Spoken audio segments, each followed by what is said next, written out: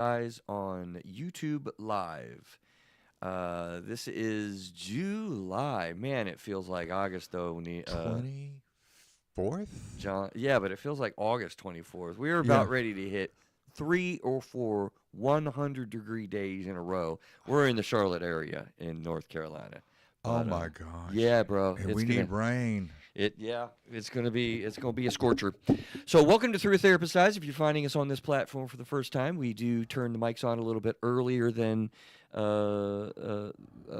do the live recording you'll find on audio podcast. Geez, I'm stuttering here. What am I doing? It's like me on propofol. Right. So, You had propofol yesterday. You had a colonoscopy. You had a colonoscopy and couldn't Had a talk rotor-rooter.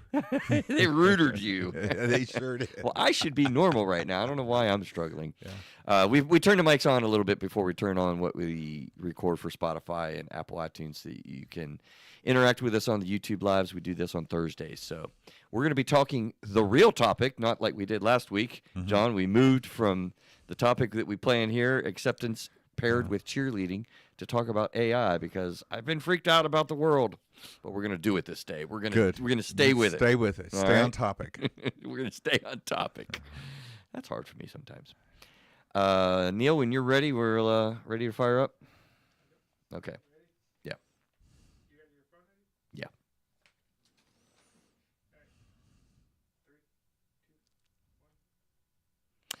Hello, this is Through a Therapist's Eyes. And John, you correctly helped me that this is July the 24th, right? But it feels like August. It's all nasty hot. Dog days of August early. Early. We've had like 2 months instead of 1 month lately. So this is John Pope hanging out with us this evening. Good to see y'all. And once again, we're missing our girl. Like, I don't know what's going on with Miss Victoria, childcare. She has a baby, They're disruptive. Yeah, they're disruptive. So we're going to be talking about the real topic today that we didn't get to last time because I have been freaked out about AI, and I thought it was a wonderful topic. I hope you enjoyed that last week with some new thinking, some thoughts about AI, and I think that we probably will touch on that again with current events. But this is acceptance paired with cheerleading, and the questions I want to ask you to think about that we really will talk about this week, I promise. When has somebody accepted you without judgment? That is a powerful reality. And how did that affect you? 2, have you ever received encouragement that felt too soon or dismissive of what you were going through?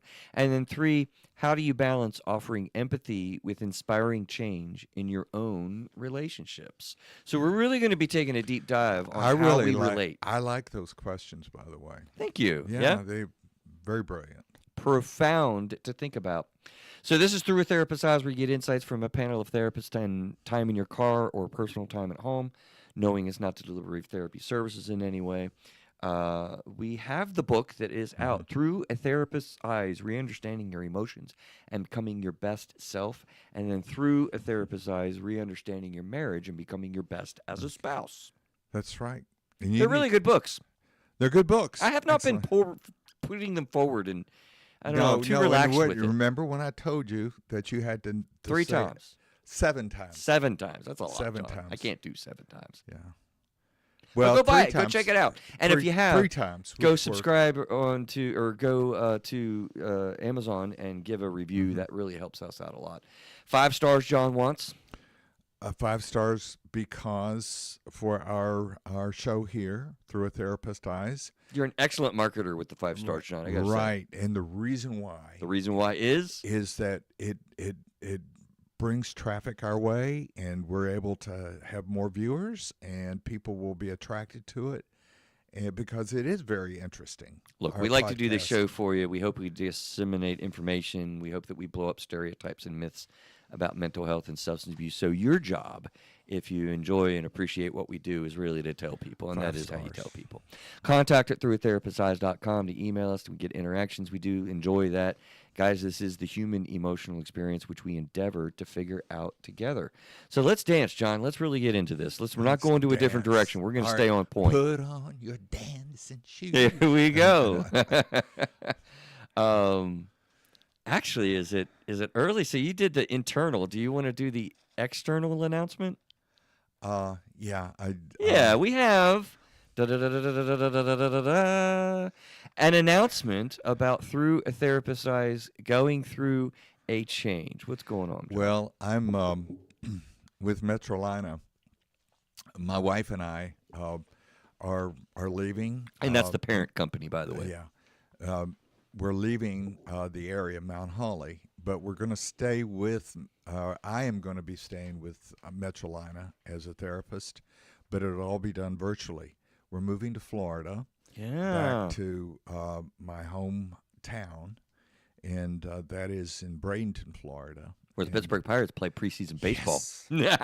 Yeah, I'm and going to come see you for I that. promised you, Chris, that I would. I'd get tickets and I'm coming down. come down. We've got a bedroom for you and all of that. I love it. And you'll just have to put up with us. Hey, So- you know. But it's a place where Joy and I both went to high school, and we married, and we. My parents are still alive. My dad's 99. I mean, that's wild. Yeah, man. and my So mom's you're going back home. going back home and Yeah. help my sister and my brother and my mother, and we're just gonna. Mixed feelings or solid go? It's bittersweet. It's weird. Huh? Yeah, You've traveled the because- world. Yeah, I have traveled the world, and have lived on 3 continents, Yeah. and now I'm coming back. Yeah. Yeah, and Well, I'll tell you formally. Don't want to make you too emotional, but when you told me, I said the same thing I'm going to say now. I'm going to do it publicly if that's okay. yeah, It has been very special to work with you in the way that we have, and it is almost sort of helped me to revisit a bit of a goal that I have had, to where I originally started Metrolina Psychotherapy Associates, and again, you listener, that's the parent company to Through a Therapist's Eyes. This is a DBA.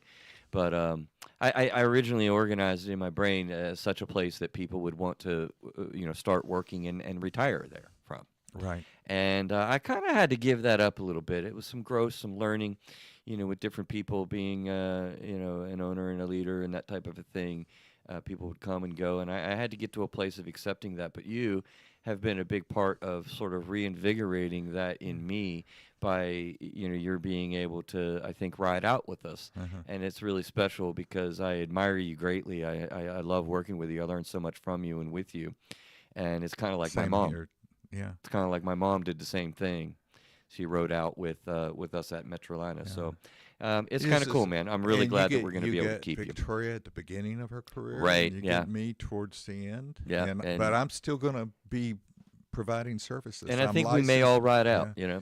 So, I'm still licensed. I'm licensed in both Florida and in North Carolina. oh, well, we can Yeah. expand. Coming down to Yes. Florida, we're going to help you Right. down there, guys. Yeah. So Good stuff, though. No, Yeah. I'm really and glad that we're I going to want to retain you. continue with the podcast. Yes, so you're going to be with the podcast. We're going to Mhm. graduate. We're going to be virtual. Things are changing, Mhm. but we're going to be staying with you. You and Excellent. them. Yes. That was Definitely. to both the cameras Yeah. and And it's going to be very hard to leave the camaraderie and the collegiality and working with the fellow therapist and with all the folks with DW and Cirilla yeah, and just Allison. and even pardon and Allison, do you know Allison? Yes. Well, I She's been see her out in the virtual. car a lot. Yeah, she's in the car. But- and Neil. And Neil. Yeah.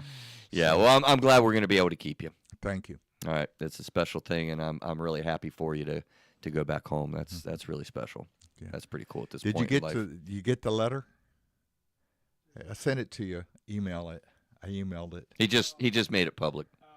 Okay. Shall we get to our topics? Yes, sir. All right. Acceptance paired with cheerleading is really like this is a show that you're going to use big time in your relationships, like across the board. This is a really poignant kind of way to think about how do you really want to relate to people. I mean, think about those questions, and thank you for the compliment, right? Like when has somebody accepted you without judgment? Like that is so honestly rare. Like I don't know if people really have that very It's- often. I think it's very, very, Very rare. Right. Yeah. And I guess I could name the times on both hands, Yeah. maybe, when Yeah. that has been authentically so. Certainly, I feel that way with my wife and my parents. Yeah. But even then, there's Moments and times moments. and spirits, Yeah. even seasons Hmm. where it's Right. like, no, it's not. Yeah. Yeah. So Powerful reality. Have you ever received encouragement that felt too soon or dismissive? Like how you engage. I mean, how many times have you complimented your spouse or your kids and they feel like you're just being disingenuous and hmm blowing them off and it comes off wrong. Like we're going to be talking about how do you do hmm acceptance with people and then pair that it out with doesn't like do them a guidance. favor if you have a premature acceptance. It doesn't. Right. Yeah, it's destructive Hmm. in some ways. Because you're cutting them off. We'll talk about that. Yeah. Yeah. So let's get to this. What do you think about this topic in general? I'm kind of excited about it. Well, I was like I said last week. Oh, Ricky, you're so fine. You're so fine. You're on my mind. Hey, Ricky. Hey, Ricky. It's a The song. cheerleading. Yeah, The cheerleading song. Yeah, but because when you do think of cheerleading, you do think of it like you want to rally the football team Mhm. or the basketball team, but it's something that is something that has to be more than superficial.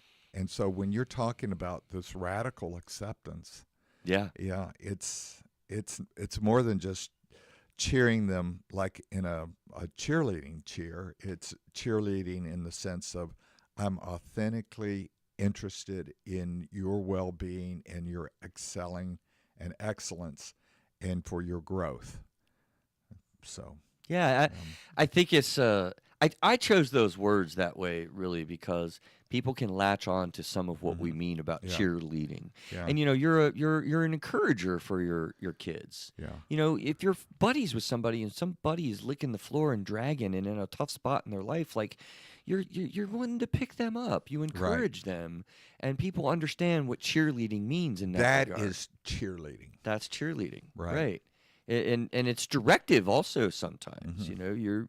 You're not cheering for them to not score. You're kind of let's go, let's Hmm. get going. Let's get Defense. motivated, Let's get motivated. Let's take action. Yeah, right? and that's paired with acceptance. So there's a Nicely. boot camp Can be. experience Well, with it. to, Yeah. to say more about that. Yeah, was your Well, drill sergeant acceptance and yeah, cheerleading my your drill combination? sergeant, my gunnery sergeant, yeah, he would. There's that subtle thing. It was mostly male in my boot camp and experience, and the gunnery sergeant would say things that were you could if you were sensitive soul, you might just take it wrong, or you could see it as a way of getting your butt going Yep. and moving on. Understanding their And role so in their job and what they're yeah, trying to so do. it's sometimes a little because he wants to be able to, or he or she that is the drill instructor wants you to make sure you don't get killed.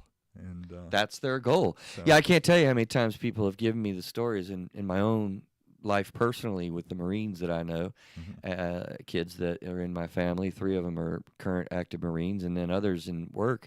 mhm, I mean, they would go end up uh-huh, having a beer with their drill instructor after uh-huh, they graduate and whatever. I mean, yeah, they treat them so badly, so roughly, but they're doing that for a reason. yeah. They're Give accepting them. them. You give the drill sergeant a silver dollar when you're leaving. Oh, do you? Yeah, oh yeah, Okay, I didn't know that. yeah. That's a routine. That's a Is that just the routine. Navy or? That was Navy, Marine Okay. Corps. Yeah, No, I didn't. I've never heard that salute 'em. actually. So it's kind of a special thing. So they get all these. They got a bunch of coins. silver dollars. Yeah, they get us. Oh, that's awesome. Yeah, Well, they're appreciated because they're really relating to you, and so you wouldn't think that we're talking about relationships this way, but you get the They- idea that it's across the board when we're right. relating. Yeah, and so there has been abuse in the past, but when it's constructive, it actually helps form character. I think 100%. so. So let's dive into what we're talking about: acceptance and cheerleading. So acceptance, really, fully acknowledging a person's thoughts, feelings, current reality, without trying to immediately fix or change it. This is what we're after, right? Like Mhm. Do you think that people know how to accept other people? Look at his smile. Well, On YouTube Live, you need to see this guy's knowing look. what you're saying is you're asking, do you think that people know how to accept when somebody is giving authentic cheer encouragement? Well, both ways, actually. I was Yeah. actually thinking the other way. I think Okay. what was going through my head, John, is when you and I are talking, oftentimes, I'm just waiting for you to stop so that I can pick in Uh-huh. and talk. Like you young therapists out there, I like to point out, oftentimes you don't realize the difference in the conversation that you're having with a client. Mhm. They have never experienced a conversation where they get to be focused on whatever they're saying the whole time Mhm. without interruption for an hour. Yeah. That's a wild experience. It is unconditional positive regard is what That is huge. Where's that come from? And tell us about it. that's Carl Rogers, and it was one of the earliest of of the of the core conditions. During World War II, he was a therapist for the I would say for the military or people that were in the system or the Veterans Administration, and he would have people that had severe PTSD. They would not even be able to express their emotions or feelings. They were locked in. They were perhaps even catatonic in and he would just sit with them and he would listen. And catatonic just means that they're in a unresponsive state, kind of. Right, Yeah. or minimal responses. Yeah. And so, and when the person felt safe, they would start to talk, and he would do this completely without judgment. And so he came up with the idea of the core conditions, and that's authenticity, genuineness, unconditional positive regard, which was a biggie. And so this is a theory modality in therapy, but Right. how do we apply that in our relationships with our kids, in our coworker relationships, in our drill sergeant training relationships, Being our present. marriages? And I think my drill sergeant was someone that could do that. He was someone that, Really? yeah, he really could. And yeah, you would want to go get a beer with him after graduation. But during that time that we were doing all that training, you didn't want to do No. with him. But he would let down his guard From time to time during the training? Yeah, and I think he did it deliberately. Probably. Yeah, very much, much so. And so he would. That was his assignment. Basically, was to kind of mold us into officers. And, So I'll tell you, if you're in a struggling relationship that's salty or has some unforgiveness or some resentments, think of your marriage, think of hurt spots. If you want to really give a gift, if you really want to turn things around, you can focus on being really, truly accepting. Let me read it again.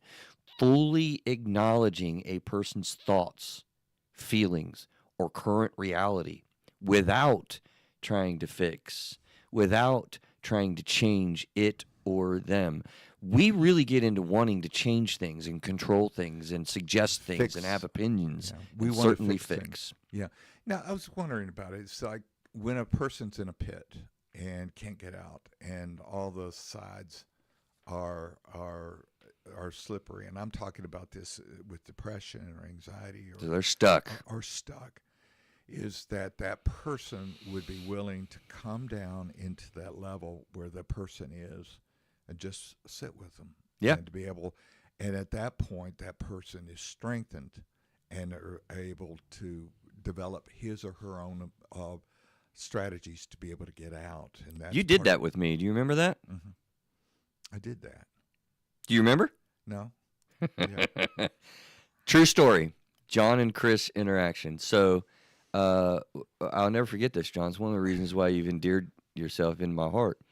So we were moving. The Metrolina was moving an office, our parent company, and we were going across town, and we had just everything was up out of wings. And, I had stuff in life that was stressing me out kind of anyway. And so I just remember I was telling you about something. You came into my office, and I sat down on the floor because I was tired. I was, the day was done, a full day of therapy, and I was bagging stuff up, and I mean, you remember. Yeah, I And remember. you remember this now? Yeah. Yeah. And you sat down on the floor with me.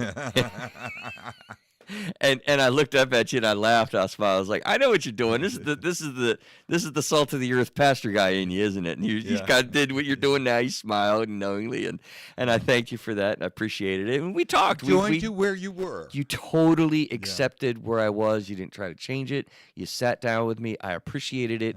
It did give me some energy. I think I got a lot done that evening because there was a lot to get done. And I appreciated that. That was totally unconditional acceptance. That was really positive regard. Well, it was Pastor did that to me. His name was Jim McNall. Yeah.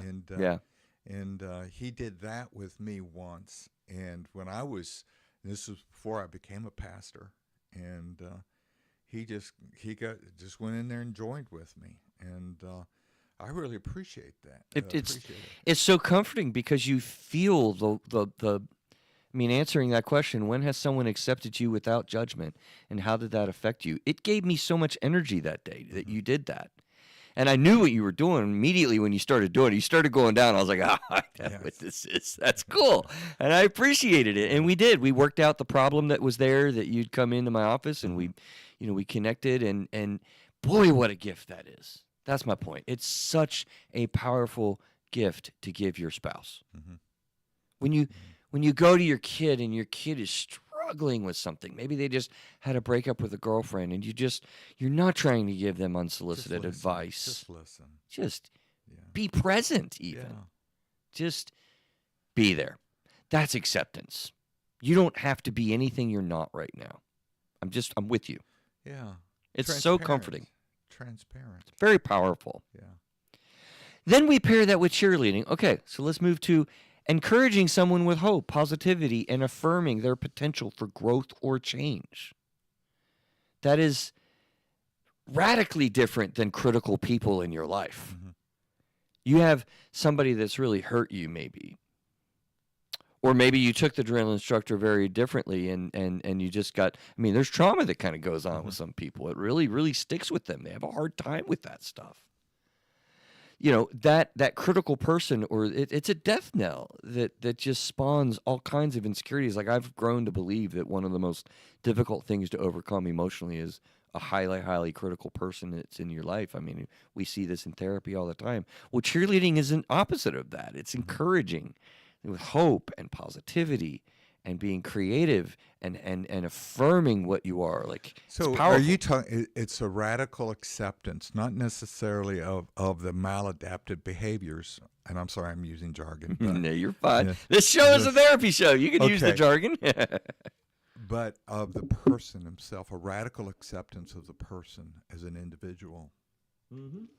And that is very, very important, because I think that it's an impetus for saying that this person is worth being with. And so that person picks up the idea that with the authentic and the transparent counselor or psychotherapist, you have the sense that this person thinks I'm of infinite value and infinite worth. Oh, man, what a wonderful feeling. Yeah, it is. There's I'm going to do a little biblical thing, because I heard it. It was a sermon that I heard. Okay. Yeah, recently. All right, so we're set up for the biblical piece. Go ahead, man. Here's the piece. Absolutely. Is that there were. Hey, we could do anything we want on a podcast, right? Yeah. Okay. Can't necessarily do that in therapy sessions. No. Can't do this all the time. And if they don't want to talk about it, that's okay. That's and okay. I don't push it at all. But if a person's. But here's the story. So let's look at it in terms of Jesus as a teacher. Okay. As a healer. Okay. Let's not get into the God stuff. Let's just talk about his radical acceptance of others. There was Jesus' radical acceptance of others. Right.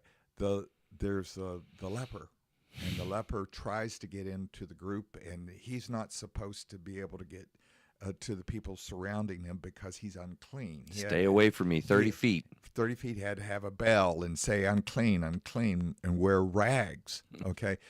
and he wants to be healed, and so he can't get into Jesus, and he tries to get in with the group, and the disciples and the crowd keeping him from him, and they're all repulsed by him, and Jesus says, "Bring him in," and he says, and the leper says to Jesus, "If you would, you could make me whole. You could heal me."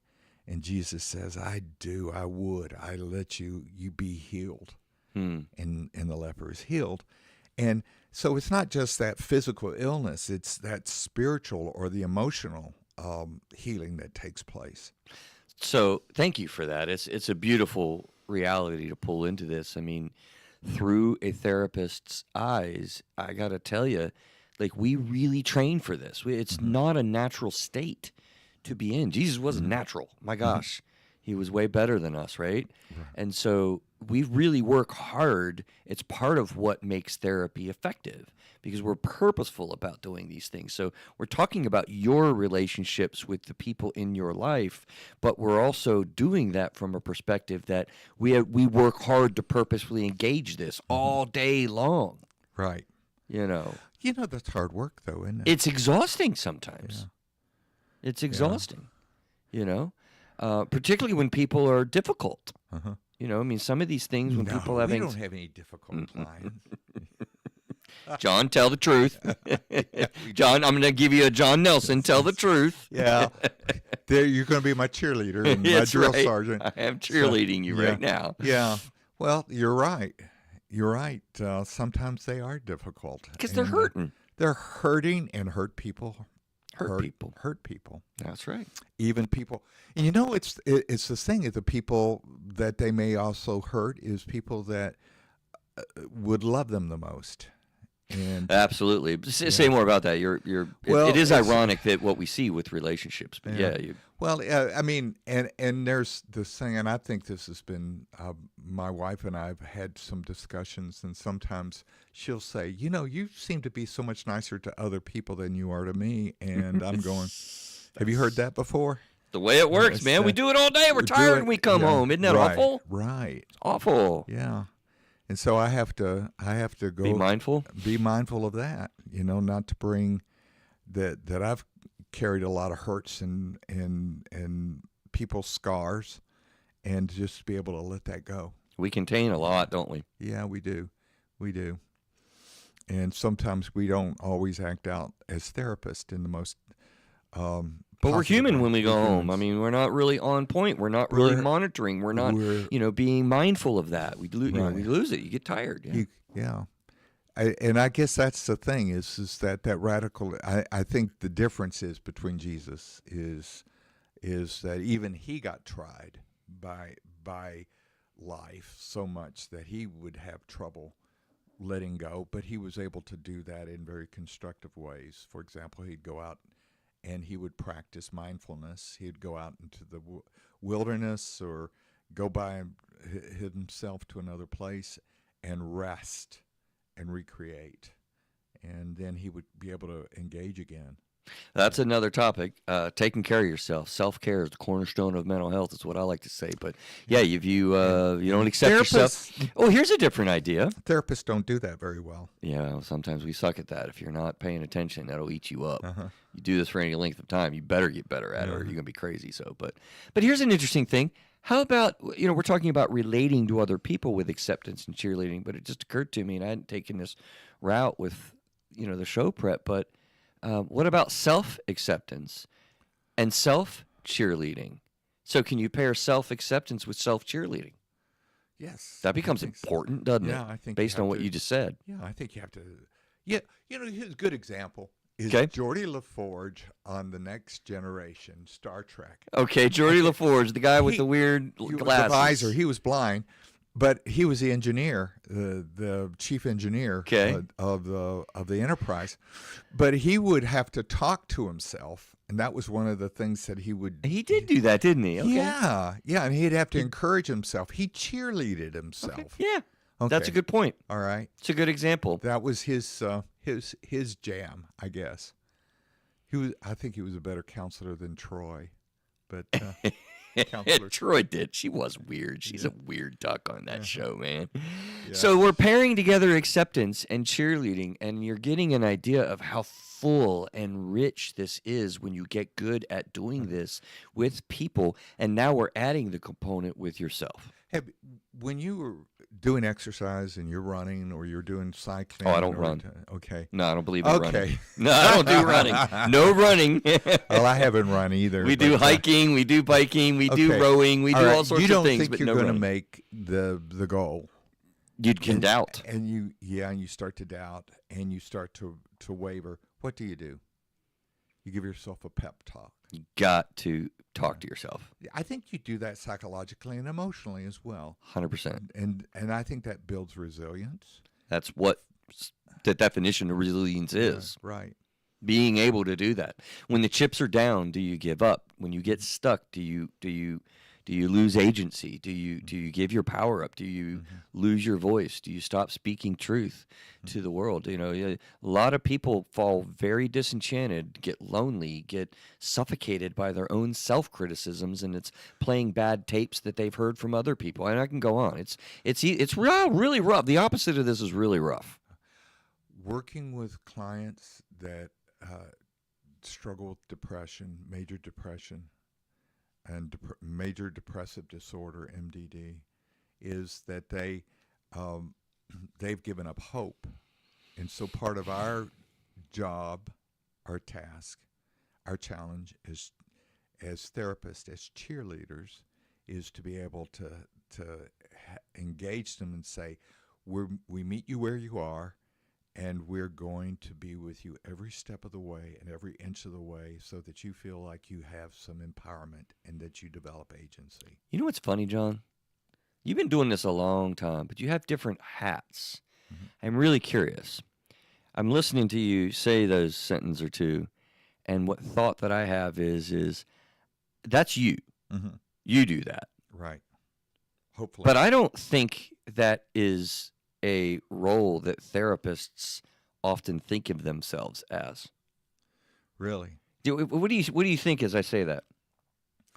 I'm surprised Are you? because I was thinking, oh my goodness, did I lose my counselor identity? And so because I think of myself as someone that wants to join with people where they are. Yeah, and I am too, naturally, which is But what I drew don't- me to this yeah. field in a lot of ways. But I'm afraid that sometimes we in our profession get worried about exposing too much of ourselves. Like we don't want to spoil the tapestry that somebody's bringing in, right? So, you get a little Freudian. We don't want to bring transference or this type of thing. So I think people are afraid to do that. Well, Sometimes. I have a little different philosophy. I'm a Henry Nouwen kind of guy. You're familiar with the Wounded Healer? Oh, the Wounded Healer. I didn't know Yeah, the name. Yeah, and he was a Belgian, actually a psychotherapist, but he was a priest as well. And See, that's where I said I think that comes from you. yeah, They blend together nicely. So one of the things, the story is basically and he talks about a rabbinic tradition where there was a story of someone that, imperfect as he was able to help people heal because he would actually take on the wounds of somebody. Oh, wow. But allow God to transform it and heal that other person. And so that was the idea that we are imperfect. We can't carry everything on our own, but we have to trust that this process that we engage in will provide healing for, despite our own wounds, that people will be healed by. Yet again, another reason why I love the expression, the human emotional experience, that we endeavor to figure out together. It's our shared humanity and our shared together brokenness, right? that we are healed. Pain Yeah. gets transformed into resiliency Right. and grace and acceptance. It is precisely by our brokenness that we become stronger. Isn't that crazy? Yeah. It's I like use a bones. broken bone metaphor a lot. Yeah. You know, when you break your bone, it grows back with calcium, and it is stronger in the place that Uh-huh. it broke because of the calcium built Exactly. around it. It is, Yeah. yeah. That's a real science reality. Okay, well, I want to get to spending some good time. We have a lot of listed things of like, what do we do to actually do these things? So let me speed up our pace a little bit and suggest that, yeah, you've already mentioned DBT. That is a therapy mentality that we go by. You've mentioned radical acceptance. That's actually a full, fully adopted skill set in set. the process of doing dialectical behavioral therapy. Validation and hope must go hand in hand to foster true transformation and emotional safety. So we validate, and then validate some more, John. You know, when you're raising kids, this is huge. Right. You know, you're wanting to be an encourager, you're wanting to accept them and then direct them with cheerleading, but they've got to know that you accept them and that you validate what they feel without fixing it. That's Right. one of my biggest challenges as a parent, by the way, Yeah. is getting out of the way and not giving unsolicited advice. Even now, my kids are 23 and 20, and I still find My myself kids doing are that. in their 30s and early 40s. And you still do that? I still do that to a certain extent, yeah. Hey, I'm a it's- lot better than I was.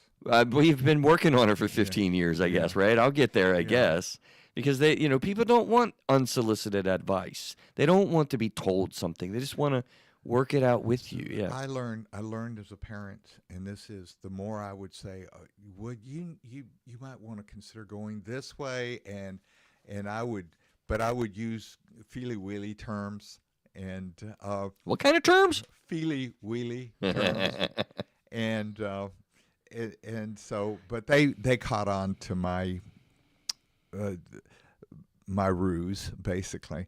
And they know I wasn't accepting them, and so I wanted them to. They started reading through it, huh? Reading through it. Oh, wow. And so it took a while for me to, have to do some real soul searching. And It's got to be said, genuine. If my kid wants to drive a truck, and then he drives a truck, Yeah. So You don't get a vote. guess what? He's ended up going back to what he originally wanted to do, Which was he's drive a truck? no, he really wanted to study classics and do Greek and literature and Oh, wow. not be able to make a living with it, but that's what he wants to do. And so, Right. okay, it's good. Yeah. And my son's a plumber. Okay. Okay.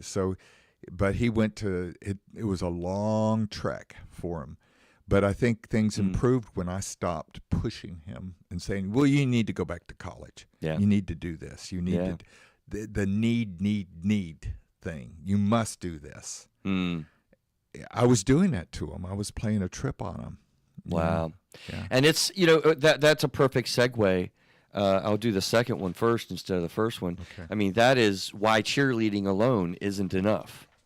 Okay? Can feel dismissive. Mhm. If you're just cheerleading Mhm. and not doing acceptance, that's what we're talking about. And then we'll do, if you're doing acceptance and not doing cheerleading, because they work together really well. But alone, they're not really enough. So when you're doing what you were doing with your son, that can feel dismissive or invalidating or pushy. There's this term we have, toxic positivity. You ever hear that? Like, that's where this is. Like, if the pain isn't acknowledged first, and it isn't just like, you're enough, I'm with you, that type of peace. He was hearing, John Daniel, I'm not accepting you for who you are. And I was saying, this is what I think you should be, but I wasn't acknowledging his own self-doubts and his own. Yeah, we want to encourage. We want to say, like, I have a great idea. I think this would be great for you. You can do it. This is what you need to do. You will get there. But it skips over someone's need to feel heard. Uh-huh. You just run them right over. Yeah. When you want your spouse to lose weight, and you tell them how to lose weight and suggest this diet and give them an article to read about this diet, and you're like, you just ran over them. Yeah. You're cheerleading without accepting. I would find right? sometimes when I was growing up on on the refrigerator. I said, "Do you really want to eat this?" So Really? it was aimed at me, I was like, "Oh my gosh!" So Okay.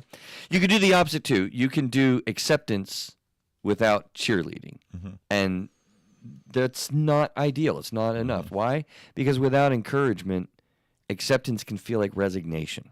mhm. So if your buddy is on this down out of his luck, he maybe just got divorced and you're concerned about him, and you just go and you sit with him and just accept them, you miss some. What? Like it's you and I when you sat down on the floor with me Uh-huh. and you didn't have the conversation that we had. Uh-huh. That would be just like, great, yeah, well, I'm tired, now you're tired, now we're both tired, and thanks for accepting me, but dang, what are we going to do? Like, this sucks. Yeah, I remember that. You know? But no, you I was encouraged. so brilliant. You were brilliant. It was a good moment. No, It was a good moment. it's esprit de corps. That was the other thing, and I learned that, by the way. I learned that in the military, and sitting down on the floor. Not necessarily sitting down on the floor, but in the sense of Being with. and that's the idea. Is one of the things that in the Marine Corps, for example, is that the officers, the commissioned officers, will sleep and eat with the men or the women that are in that squadron, or not squadron, but anyway, their group. And that's the idea is that you're one, you're with them all the way. So we are here for a cause greater than ourselves Right. together. And that esprit de corps. So you develop an esprit de corps with your client, with that authenticity. I love that. Yeah. I love that word. That's a new word. Esprit de corps? Esprit. Esprit. Spirit of the body. Yeah. Oh, wow. Cool. That's the influence. How will I remember that? You're going to have to tell me Esprit that de again. corps. So if you're just doing acceptance without encouragement, you also risk helplessness. And especially, in clients or loved ones that are in self-doubt or when they're in a state of pain or something's not going well. So, have we made the point, like, you got to do them both together. Yeah. You can't do just one. You're much more effective when you combine these things. An example, like a therapist, right, who first listens deeply and then says, hey, that makes total sense. And I believe your ability to handle this. Like, what can we do? Exactly. It's just a nice combination of I see you, I accept It's that, wisdom. we're encouraging, and we're engaging. How are we moving? Mm-hmm. Right? I like that. And I think we do that all day long. I don't know that I do that in my parenting, though, Mm-hmm. as we were saying. Because is it almost impossible to do this 24/7 because we're human?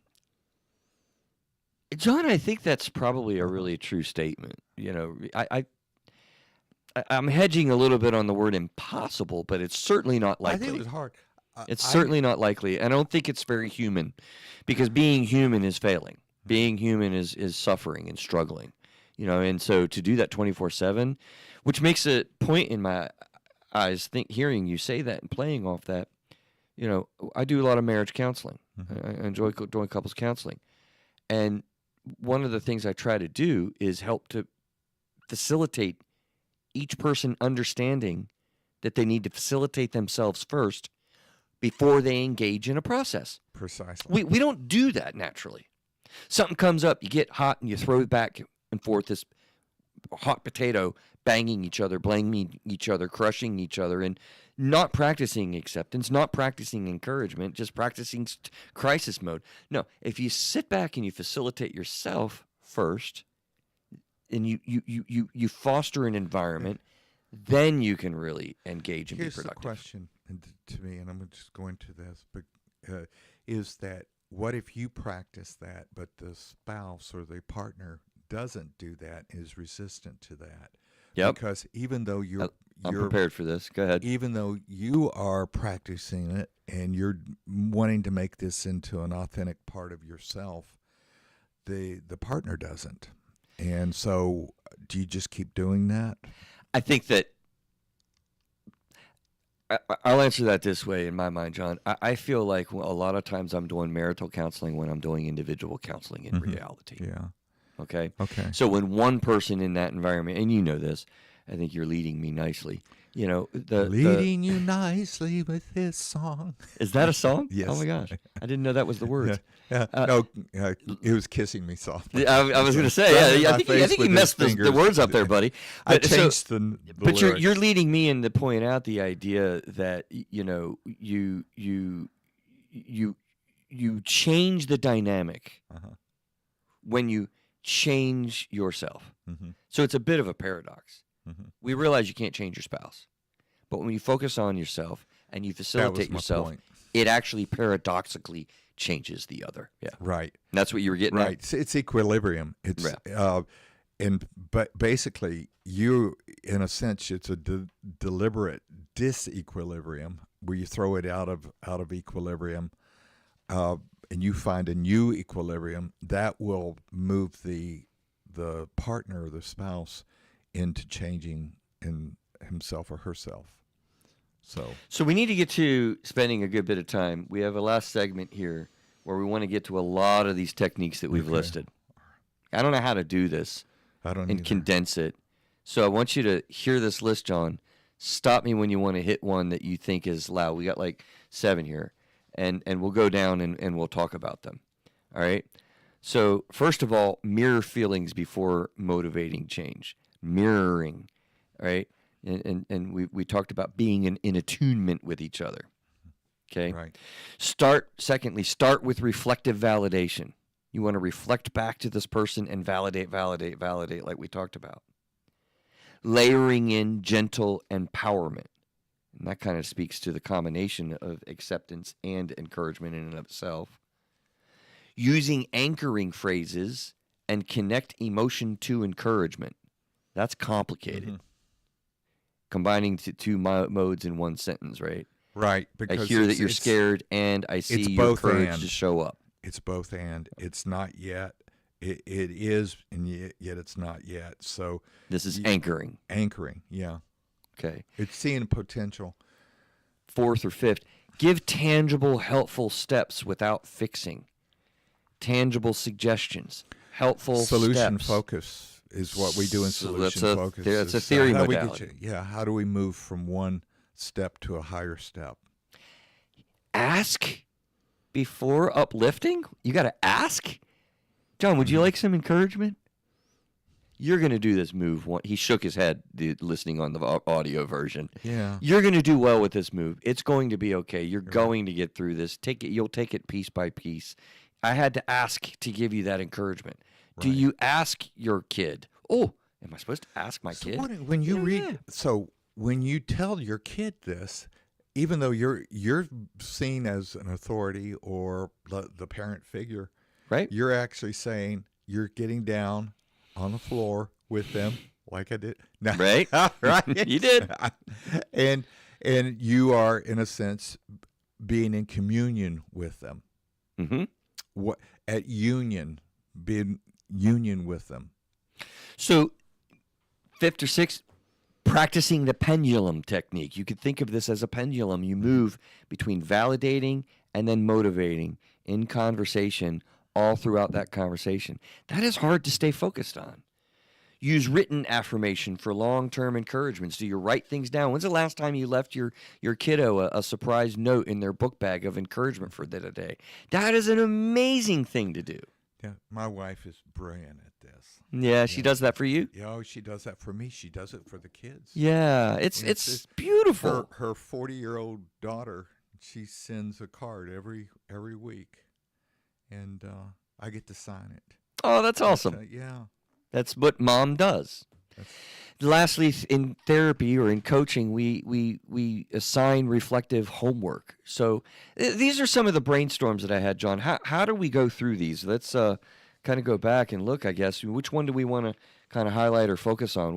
What of those do you maybe like the best, or that we want to highlight a little bit? Okay. Well, why don't we just do the mirror to again? Mirroring's a weird concept. Yeah. So I'm thinking of mirror neurons, but I'm just Absolutely. Yeah. I don't think we understand them, but we have them. We've talked about them on the show before. It's fascinating. So basically, what you're doing is you're reading that person in a sense. Read the room. Read the room, and you're seeing where they are, and so you're actually you're not speaking in a way that in a language that they cannot understand. Truly, this happened in a therapy session just today, where somebody got feedback from their sibling that their boyfriend, when she was getting a procedure, was annoying the hell out of people.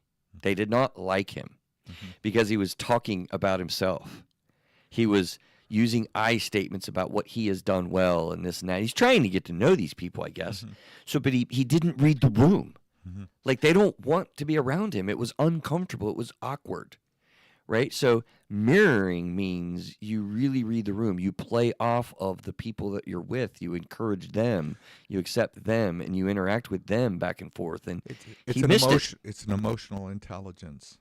There's a reality there. What do we do if we don't have emotional intelligence and we can't read the room, John? What do we do? Well, I for some reason, I work with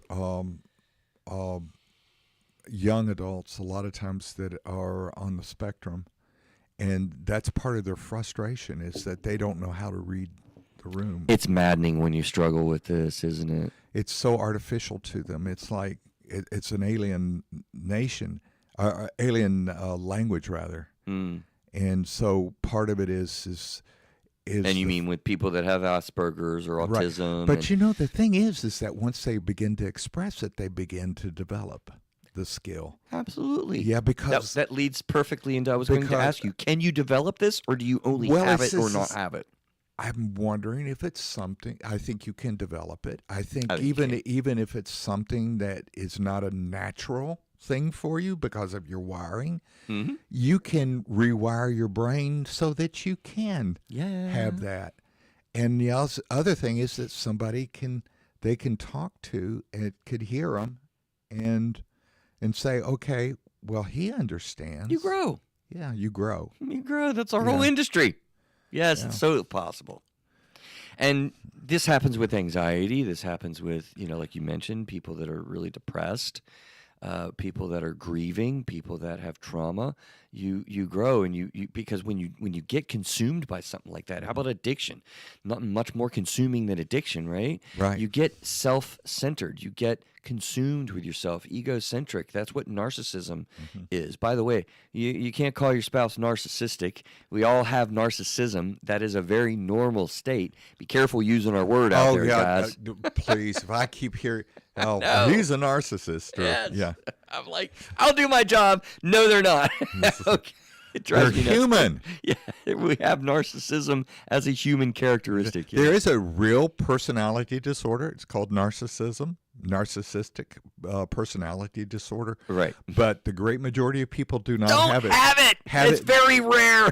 We all have narcissistic tendencies and traits. Yeah, absolutely.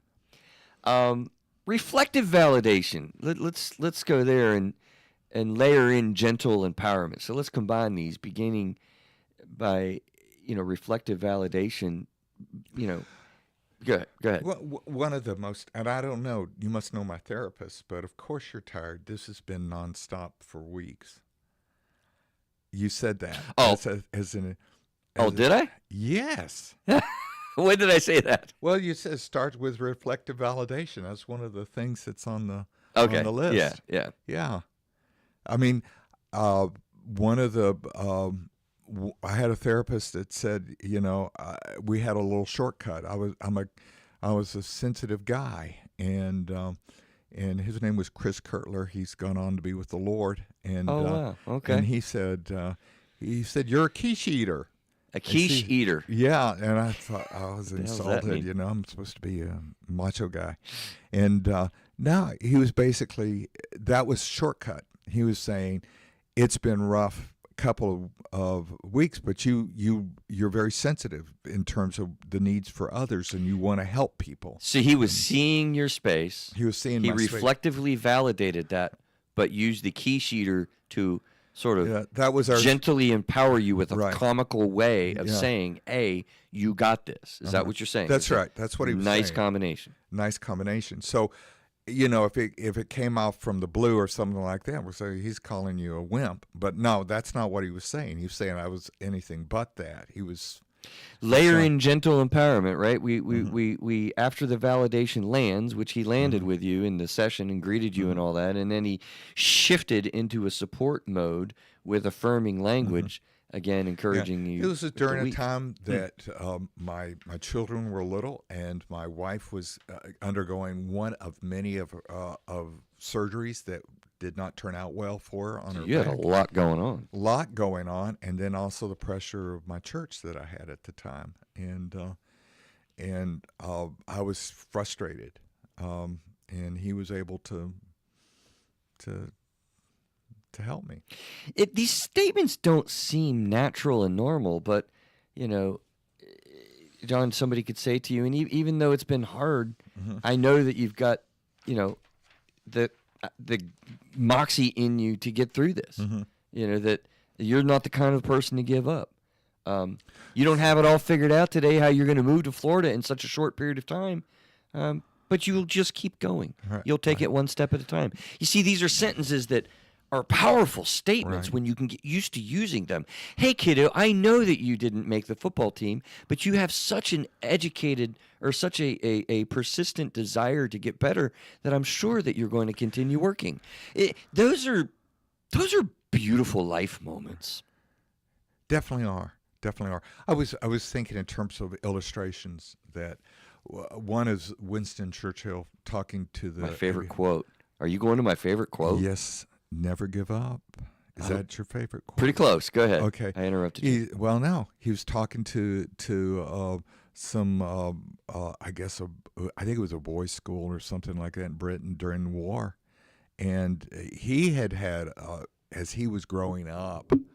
Winston himself. Winston Churchill, yeah, he was considered slow and prodding, and he just was not considered witty or anything of this sort, and he was not popular. His teachers didn't like him, and how's this loser going to lead our nation? yeah, and and this was by the time that Britain its back was to the wall with Dunkirk and all of that. And he was addressing these kids, and he'd get up and he'd say, "Never give up." He'd sat back down. Wait a second.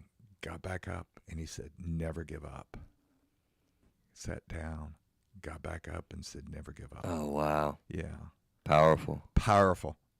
And his favorite quote that I live by now with some struggles that I've gone through and everything, if you're going through hell, then keep going. Right. Keep right on going. Don't walk in circles.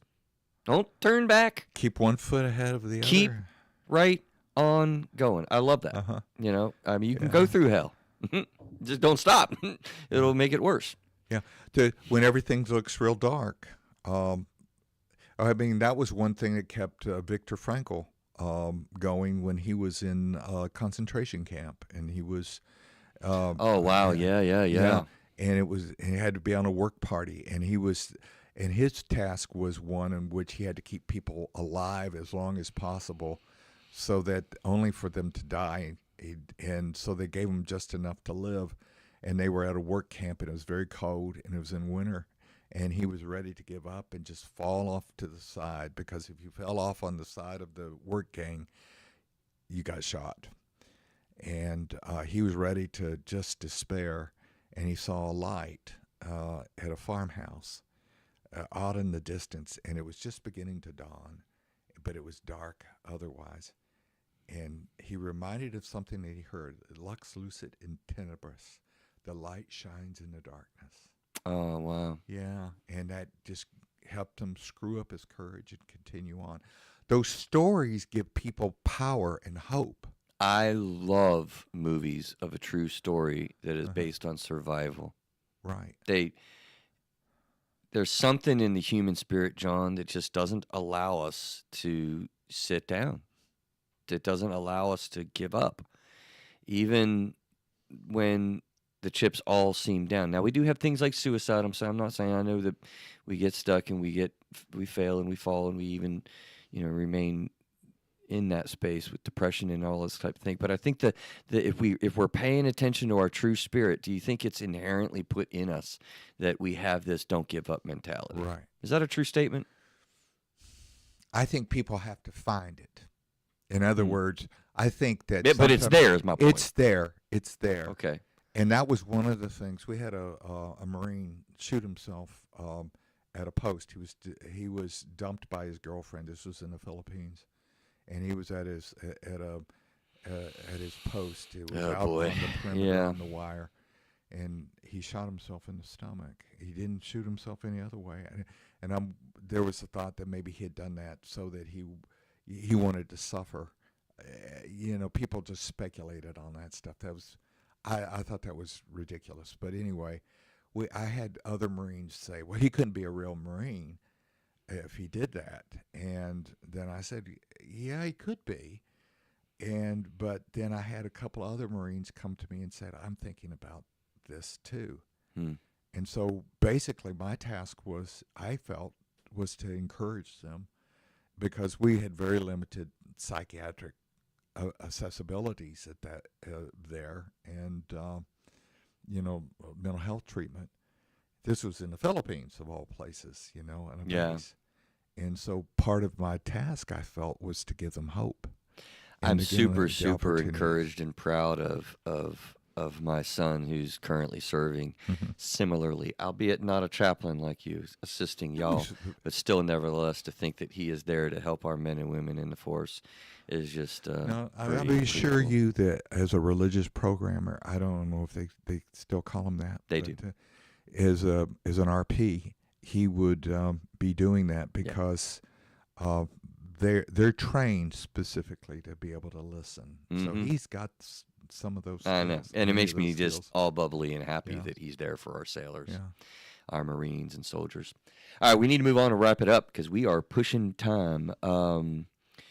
I don't know. Yeah, hopefully, these ideas and techniques and these phrases that, you can think about, how can we say things differently? How can we really encourage things differently? Man, this is powerful stuff to institute into your relationships. And the more that you're able to do it with encouragement and combining a cheerleading and really being into radically accepting it, no matter what your kid does, they need to know you're going to love them.